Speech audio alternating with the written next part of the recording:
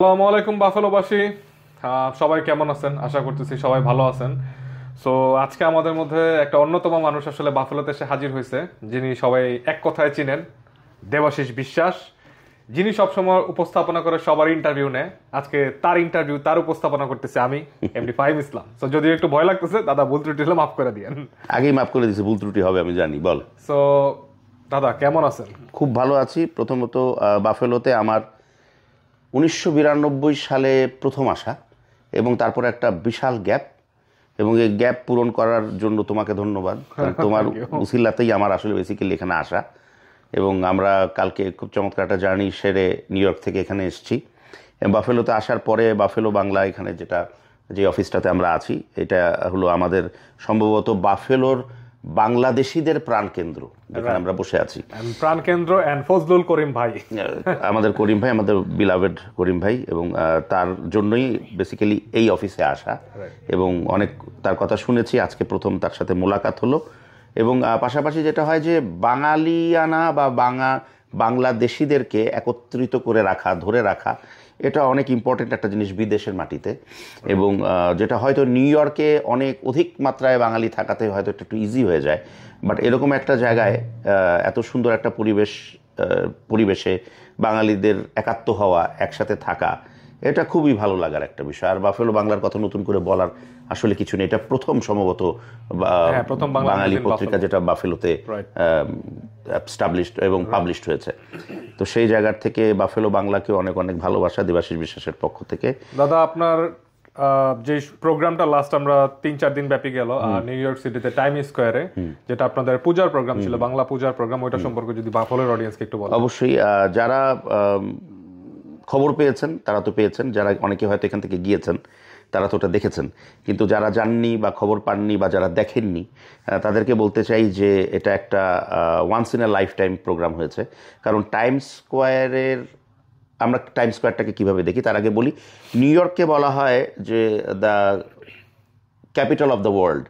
তো সেই জায়গায় সেই ক্যাপিটাল অফ দ্য ওয়ার্ল্ড অর্থাৎ নিউ ইয়র্কের প্রাণকেন্দ্র টাইম স্কোয়ার, যেখানে বিভিন্ন দেশের ভাষাভাষীরা জড়ো হয়। এবং টাইম স্কোয়ারে যদি না যাওয়া হয়, আমি যে আমেরিকায় এসেছি বা নিউ ইয়র্কে এসেছি এটা প্রুফ করা খুব মুশকিল হয়ে যায় মাঝে মাঝে।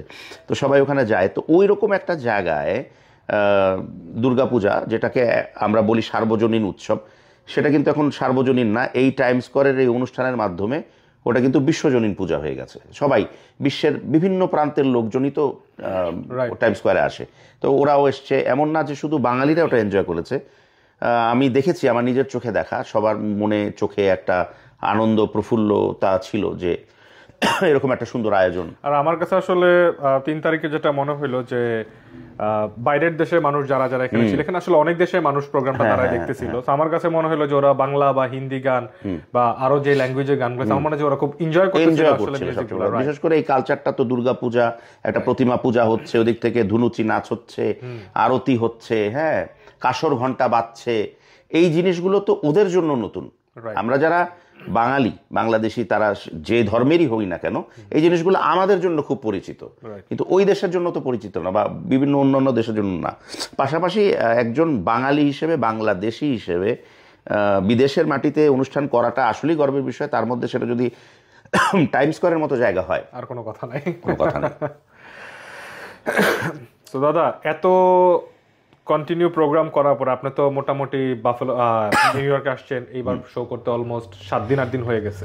সো এই ট্রিপটায় প্রোগ্রাম করার পরে এই যে এত কষ্ট করে বাফেলোতে আসলেন, এখন বলেন যে বাফেলোটা আপনার কাছে কেমন লাগতেছে ওভারঅল? আপনি তো মোটামুটি ডাউন টাউন হোক বা আলেকজান্ডার পার্ক হোক, কেনজিংটন একটু ঘুরলেন, ফিলমোরটা দেখলেন, কিছুক্ষণ পর নায়াগ্রা ফলস দেখতে যাচ্ছি। সো আদার্স যে প্লেস গুলো দেখছেন, আপনার কাছে ছবি টবি তুলে ঘুরে ফিরে বা বাফেলোর ফুড আপনার কাছে আসলে কেমন লাগে? প্রথম কথা হচ্ছে যে বাফেলো এমন একটা জায়গা, নিউ ইয়র্ক তো অনেক মানে জনবহুল জায়গা, কখনো কখনো মনে হয় যে একটু যদি এমন একটা জায়গায় যাওয়া হতো যেখানে থাকবে অবশ্যই মানুষ, বাট একটু পিসটাও দরকার আছে, রিফ্রেশমেন্টের দরকার আছে। তো বাফেলো হচ্ছে এমন একটা জায়গা যেখানে মানুষের সদ্ভাব আছে, খুব পিসফুল একটা জায়গা। এবং বাফেলোতে এসে না ভালো লাগার আসলে কোনো পথ নেই, না কোনো পথ নেই। এবং নায়াগ্রা ফলস, যেটা পৃথিবীর প্রাকৃতিক সপ্তাশ্চর্যের একটা। তো সেই জায়গায় ওটার এত কাছাকাছি থাকা, ওটাকে স্পর্শ করা বা অনুভব করা বা দেখা, এই চোখের শান্তির থেকে তো চোখের অন্য কিছু শান্তি হতেই পারে না। তো সুতরাং ওটা তোমার দায়িত্ব, একটু পরে তুমি আমাকে নিয়ে যাবে ওখানে। অবশ্যই, ঠিক আছে, আমি যেতে চাই। সোফার আই নো রাতে বেলা নায়াগ্রা ফলসে ফায়ারওয়ার্কসও হয়, আপনি সেটাও দেখতে পাবেন। আমি সেটাও দেখবো আশা করছি, যদি তুমি আমাকে নিয়ে যাও তো। অবশ্যই অবশ্যই অবশ্যই অবশ্যই দাদা নিয়ে যাবেন। তো দাদা আবার কবে আসার প্ল্যান, বা নেক্সট টাইম আপনার ইউএস এর মাটিতে নেক্সট প্রোগ্রাম বা শো কবে আছে? হয়েছে কি, ইউএসএ এমন একটা জায়গা হয়ে গেছে আমার জন্য, এটা উইথ গডস গ্রেস। না আমি যেটা জানি আপনি তো এভরি ইয়ারই 2-3 বার করে আসতেছেন, ওটাই বলছিলাম, চলে যাচ্ছেন এরকম। 2-3 বার করেই আসা হয়। এবারও যেমন এই বছর অলরেডি 2 বার হয়ে গেছে। নভেম্বর মাসে একটা প্ল্যান আছে আবার আসার, তো দেখা যাক। বাট প্রতি বছর অ্যাটলিস্ট 2-3 বার। সেটা কি নিউ ইয়র্কের শো? নিউ ইয়র্কই প্রথমে আমাকে টানে। আচ্ছা আচ্ছা। নিউ ইয়র্কে আসার পর অন্যান্য স্টেট আমাকে টানে। দাদা আমরা আসলে চাই যে আপনি বাফেলোতেও আসেন। বাফেলোতে আমাদের এখানে অনেক কালচারাল প্রোগ্রাম হয়, এখানে অনেক কমিউনিটি আছে, সিলেট কমিউনিটি, জালালাবাদ কমিউনিটি, ঢাকাইয়া কমিউনিটি, বরিশাল, আসলে অনেক আছে, বলে শেষ করা যাবে না সবার নাম। তো আমি চাই যে আপনি বাফেলোতে আসেন, বাফেলোতে আমাদের সাথে প্রোগ্রামগুলো করেন। এখানে আসলে অনেক ভালো ভালো লোকাল সিঙ্গার আছে আমাদের বাফেলোতে, যথেষ্ট ভালো সাউন্ড ইঞ্জিনিয়ার আছে, এখানে আর্টিস্ট অনেক ভালো। আমি অবশ্যই আসতে চাই। প্রায় দেখা যায় যে অনেক সেলিব্রিটিরা বাফেলো এসে প্রোগ্রাম করে যায়। আমি আসলে আন্তরিকভাবে চাবো যে আপনিও আমাদের সাথে এখানে আসেন, আমি ডেফিনেটলি প্রোগ্রামে অ্যাটেন্ড করেন, আমাদের প্রোগ্রামগুলো জয়েন। আমি এমন কোনো স্টেট নেই ওইভাবে যদি চিন্তা করি, এমন কোনো স্টেট বলতে যেগুলো একটু বাঙালি অধ্যুষিত আমেরিকার। আমার সৌভাগ্য হয়েছে যে আমার প্রায় সব স্টেটেই প্রোগ্রাম করাতে যাওয়া হয়েছে, কিন্তু বাফেলো এমন একটা জায়গা যেখানে টু বি ভেরি অনেস্ট, আমার এই 25-26 বছরের উপস্থাপক ক্যারিয়ারে বা সিঙ্গিং ক্যারিয়ারে আমার কখনো এখানে প্রোগ্রাম করা হয়নি। তো সুতরাং I would love to have a program here, এবং I would love to do a program here. Program বলেছি কারণ একটা দিয়ে শুরু হোক, তারপর আমি বলবো প্রোগ্রামস হিয়ার। দাদা তো আবার খুব ভালো গান গায়, উপস্থাপনা তো দাদার মেন প্রফেশন। দাদা অ্যাজ এ মুভির যে ডিরেকশন গুলাতে, দাদার মুভি লাস্ট ইয়ার মনে একটা ছিল তুমি যেখানে আমি সেখানে, বাংলা মুভি, ওইটাও খুব সুন্দর কাজ চলতেছিল, আমরা একটু পার্টের মধ্যে ছিলাম কাজে। এরপরে হচ্ছে দাদা উপস্থাপনার সাথে গানও গায়। দাদা জাস্ট 2টা লাইন গান আমাদের বাফেলোবাসীর উদ্দেশ্যে খালি 2টা লাইন গিয়ে দিবেন।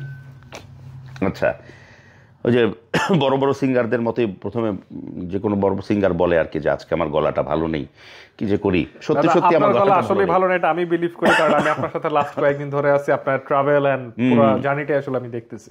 ঠিক আছে, পূজার মরশুম চলছে, তো আমি আসলে অনেক গানের ভিতরে এই মুহূর্তে হঠাৎ করে এই গানের কথা একটু মনে পড়লো, তো আমি 2টা লাইন গিয়ে দিচ্ছি। এবং এটা শুধু বাফেলো বাংলার জন্য, বাফেলোবাসীদের জন্য, বাফেলোর প্রতি আমার ভালোবাসা যেটা পূজার ফুল হয়ে গেছে, সেই গানটাই গাচ্ছি।